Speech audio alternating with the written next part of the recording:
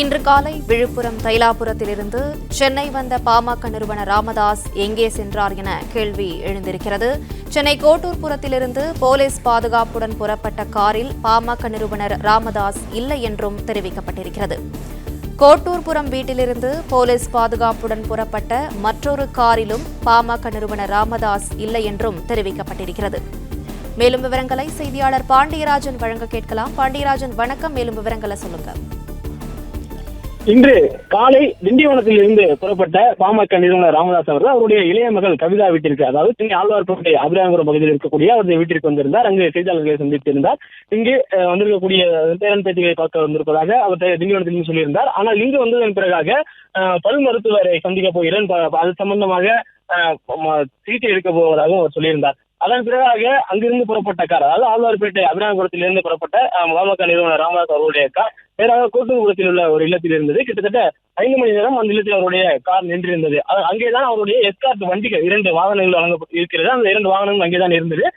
சரியாக 5:40 மணி அளவிற்கு கோட்டூர்புரத்தில் இருந்து ராமதாஸ் அவர்களுடைய கார், அதாவது இந்த பாண்டிச்சேரி ரிஜிஸ்ட்ரேஷன் உள்ள அந்த கார் என்பது அங்கிருந்து புறப்பட்டது. அதன் பின்னாலே எஸ்கார்ட் வாகனம் ஒன்றும் புறப்பட்டது. அதில் அந்த கார் எங்கே செல்கிறது என்று பார்க்கும் பொழுது கிட்டத்தட்ட 1 மணி நேரத்திற்கு மேலாக, அதாவது 5:40 கிளம்பிய கார் 40 நிமிடங்களுக்கு மேலாக சற்று முன் சுற்றி கொண்டே இருந்தது. குறிப்பாக அங்கிருந்து மூப்பனார் பாலம் வழியாக அண்ணா சாலை செல்வது, அண்ணா சாலையில் இருந்து நேராக நுங்கம்பாக்கம் செல்வது, மேலும் நுங்கம்பாக்கம் ஜிபி வளாகத்தை சுற்றி கொண்டு ஸ்டெர்லிங் சாலை செல்வது, மேலும் எழும்பூர் சேத்துப்பாட்டு உள்ளிட்ட பகுதிகள் எல்லாமே சுற்றி கொண்டே இருந்தது.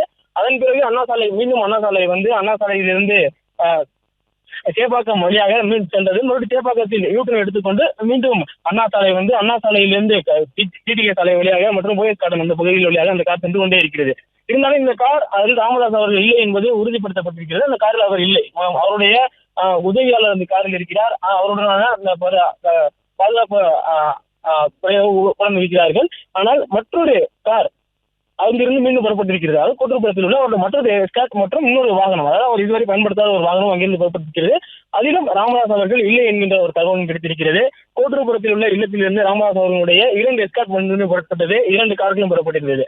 அதே சமயத்தில் இங்கிருந்து ராமதாஸ் அவர்கள் புறப்பட்ட சற்று நேரத்திலேயே மயிலாப்பூரில் இருந்து ஆதித்தர் குருமூர்த்தி அவர்களும் அவருடைய விஐபி எஸ்கார்ட் வாகனத்தினுடைய பாதுகாப்போடு அவரும் புறப்பட்டிருக்கிறார். இன்று இரவு 7 மணிக்கு ஆதித்தர் குருமூர்த்தி மற்றும் பாமக நிறுவனர் ராமதாஸ் மற்றும் துரைசாமி ஆகியோர் சந்திக்க இருப்பதாக ஒரு தகவல் வெளியானது. இந்த சந்திப்பு ரகசிய தகவலா என்கின்ற ரகசிய சந்திப்பா என்கின்ற ஒரு கோணம் ஏற்பட்டிருக்கிறது. கிட்டத்தட்ட அவர்களை பின்தொடர்ந்து வரக்கூடிய செய்தியாளர்கள் அவர்களுடைய ரகசிய சந்திப்பு இடத்தை தெரிந்து கொள்ளக்கூடாது என்பதற்காக 45 நிமிடங்களுக்கு மேலாக சென்னையின் பல்வேறு சாலைகளை சுற்றி தற்போது வரை வலம் வந்து கொண்டிருக்கிறது ராமதாஸ் அவருடைய கார்கள். அவர் இன்று காலை திண்டிவனத்திலிருந்து வந்த அந்த பாண்டிச்சேரி உள்ள லேண்ட் ரோவர் காரணம் அவர் இல்லை, மேலும் அங்கிருந்து புறப்பட்ட பென்ஸ் காரணம் அவர் இல்லை. 2 விஐபி எஸ்கார்டுகளும் அந்த 2 வாகனங்களும் பின்தொடர்ந்து செல்கிறது. இருந்தாலும் விஐபி எஸ்கார்டு இல்லாமல், பாதுகாப்பு இல்லாமல் ராமதாஸ் அவர்கள் அந்த ரகசிய கூட்டத்திற்கு சென்றிருக்கிறாரா, அந்த கூட்டம் எங்கு நடைபெறுகிறது என்பது குறித்து தற்போது விசாரிக்கப்பட்டு வருகிறது. அந்த தகவல் என்பது அந்த கூட்டத்திற்கு பிறகு தெரிய வரும் என எதிர்பார்க்கப்படுகிறது. பிளே ஸ்டோர் மற்றும் ஆப் ஸ்டோரில் இருந்து பாலிமர் செயலியை QR கோடு மூலம் பதிவிறக்கம் செய்யுங்கள். செய்திகளை உடனுக்குடன் பெறுங்கள்.